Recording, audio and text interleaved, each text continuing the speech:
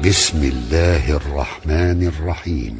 يا أيها النبي لم تحرم ما أحل الله لك تبتغي مرضات أزواجك والله غفور رحيم. قد فرض الله لكم تحلة أيمانكم والله مولاكم وهو العليم الحكيم. وإذ أسر النبي إلى بعض أزواجه حديثا فلما نبأت به وأظهره الله عليه عرف بعضه وأعرض عن بعض فلما نبأها به قالت من أنبأك هذا؟ قال نبأني العليم الخبير. إن تتوبا إلى الله فقد صغت قلوبكما وإن تظاهرا عليه فإن الله هو مولاه وجبريل وصالح المؤمنين والملائكة بعد ذلك ظهير.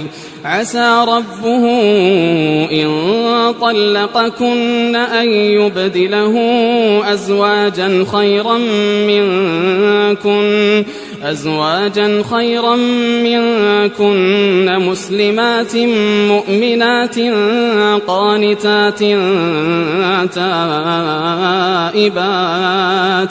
تائبات عابدات سائحات ثيبات وأبكارا. يا أيها الذين آمنوا قوا أنفسكم وأهليكم نارا وقودها الناس والحجارة عليها ملائكة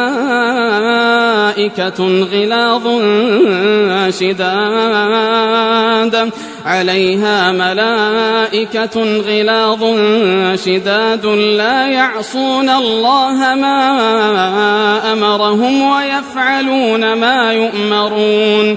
يا أيها الذين كفروا لا تعتذروا اليوم إنما تجزون ما كنتم تعملون. يا أيها الذين آمنوا توبوا إلى الله توبة نصوحا عسى ربكم أن يكفر عنكم سيئاتكم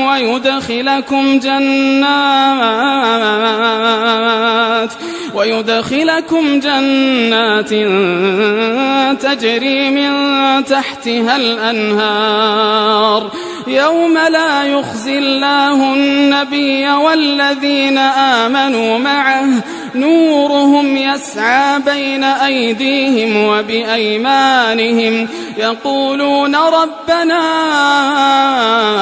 أتمم لنا نورنا واغفر لنا إنك على كل شيء قدير.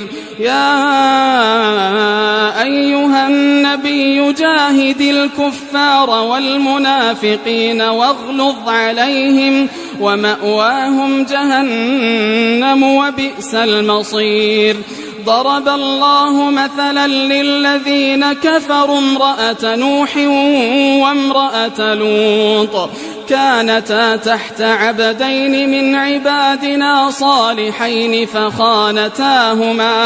فخانتاهما فلم يغنيا عنهما من الله شيئا وقيل ادخلا النار مع الداخلين.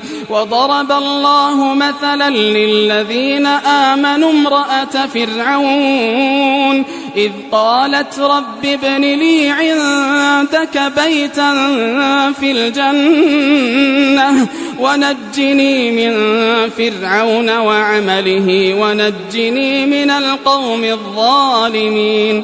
ومريم ابنة عمران التي أحصنت فرجها فنفخنا فيه من روحنا وصدقت بكلمات ربها وكتبه وكانت من القانتين.